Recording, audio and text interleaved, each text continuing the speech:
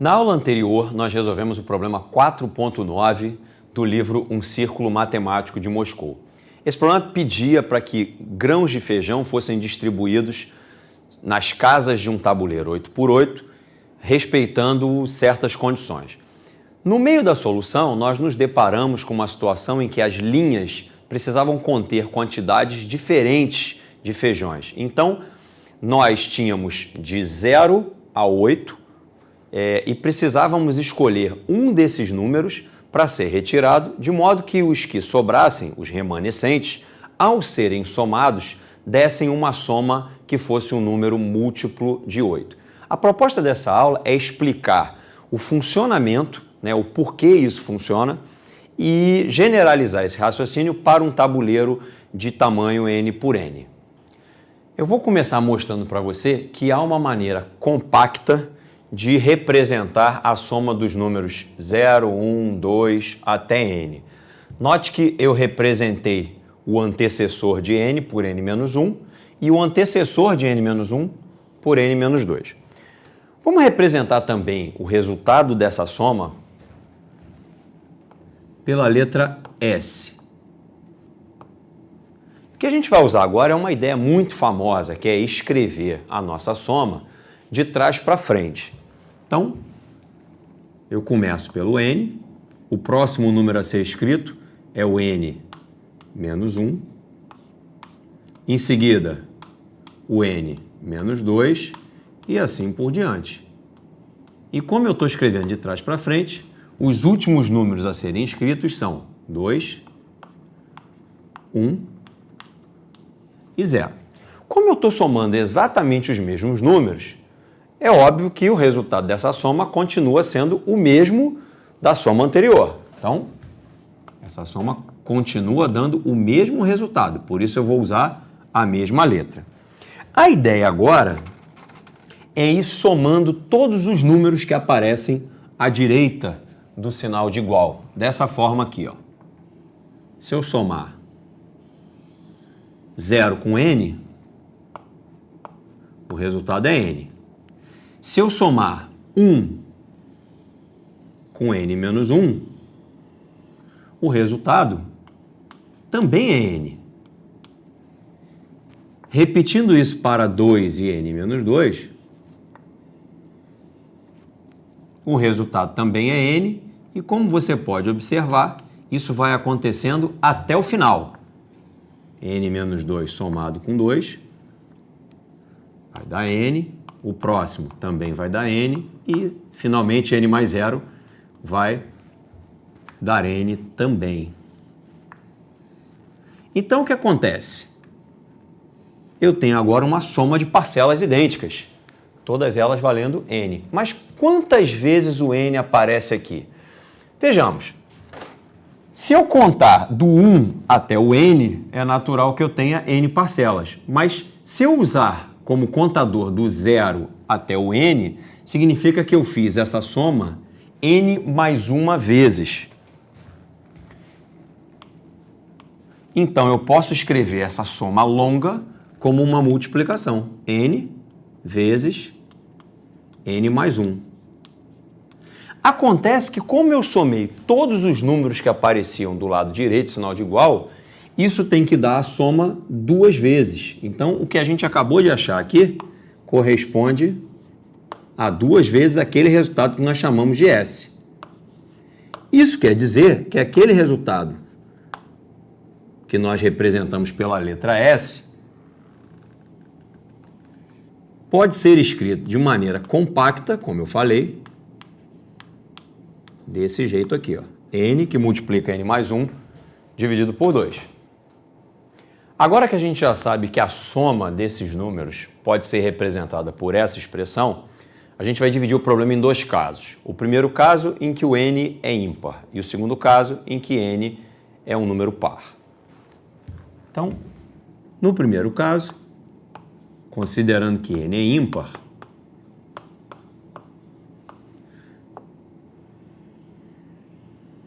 se a gente olhar a expressão que representa a soma,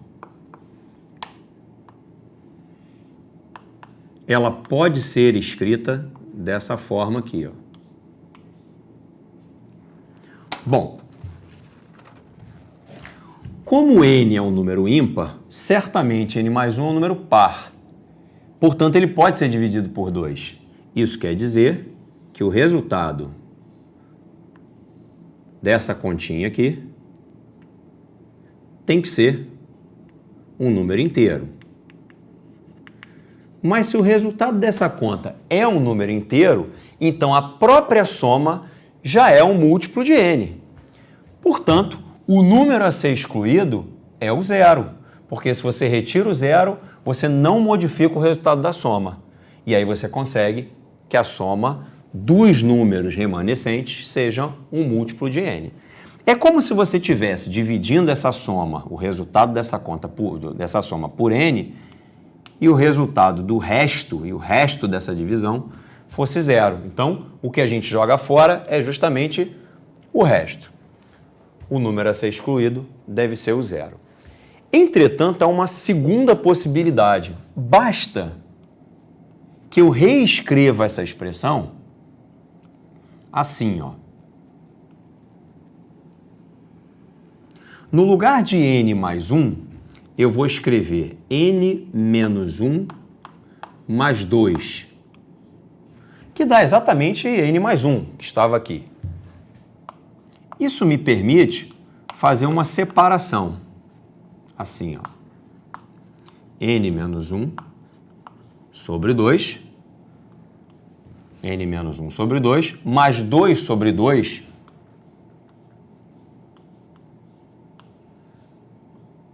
que é igual a 1. Portanto,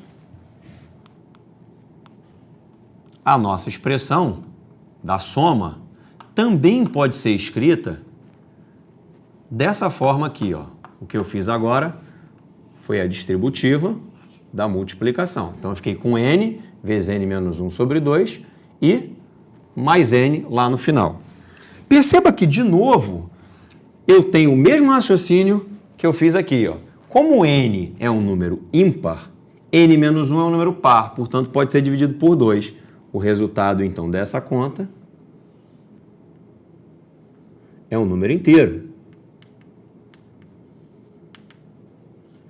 Isso quer dizer que, se nós retirarmos da nossa lista o número n, que aparece aqui, o que sobra continua sendo o que vai sobrar aqui dos nossos números vai continuar dando uma soma que é múltiplo de n. Então, caso o n seja um número ímpar, existem duas possibilidades de retirada: o zero e o próprio n, que acaba deixando a soma dos números remanescentes ainda como um múltiplo de n. Então, perceba que a distância entre os números que foram retirados, para que você preserve a propriedade de ter uma soma que dá um múltiplo de n, a distância entre esses dois números que podem ser retirados é n. Você tira o zero, tira o n, uma outra possibilidade seria o 2n, só que ela não está na nossa lista, e assim por diante.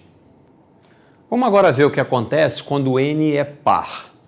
De novo, retomei lá a expressão que representa a nossa soma.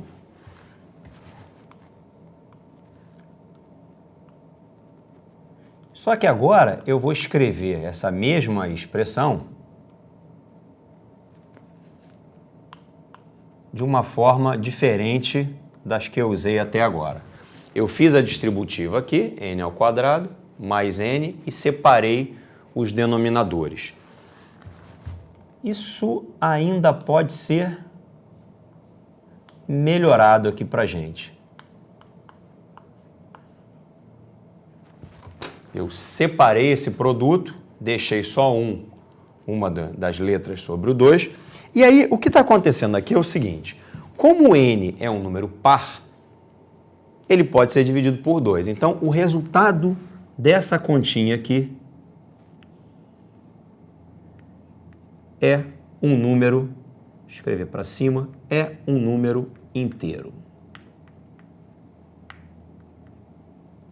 Portanto, esse bloco aqui é um múltiplo de n, mas a conta toda não é um múltiplo de n. Isso quer dizer que para a soma dos remanescentes dar um múltiplo de n, o que eu preciso retirar é o número correspondente a n sobre 2. Foi o que aconteceu no nosso tabuleiro 8×8. O número que nós retiramos foi o 4. Daí você deve estar se perguntando, será que existe uma outra possibilidade de extração, além do n sobre 2? Bom, basta você relembrar o que eu acabei de dizer. Os números que podem ser retirados e que mantêm o resultado da soma como múltiplo de n, eles precisam ter uma distância entre eles igual a n. Foi o que aconteceu lá no caso do n ímpar. Nós tiramos o 0, depois nós tiramos o n. Acontece que o n sobre 2 aparece bem aqui no meio da lista.